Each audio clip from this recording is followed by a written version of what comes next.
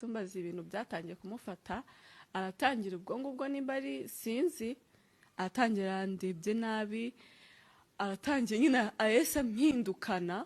abundi muntu utari wa wundi waje muzi wanye ndi kubona andeba nabi noneho nyuma nibwo naje kumenya ngo hari ukuntu nyine yafitiye crush inde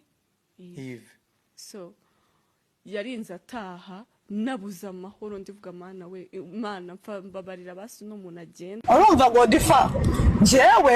ngiye kubona ibintu muri icyo gihe cyose ngiye navuganaga na Kimenyi ngiye ndi no mu bantu mu rwose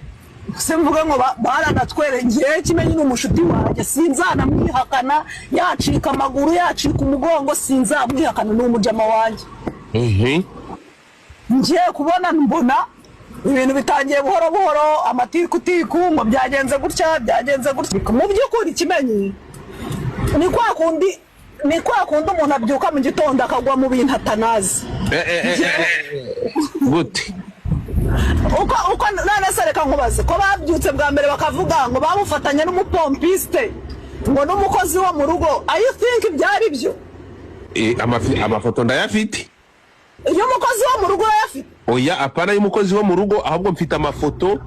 amafoto ya ntuza y'umukobwa bamenyanye hano kuri TikTok. Okay.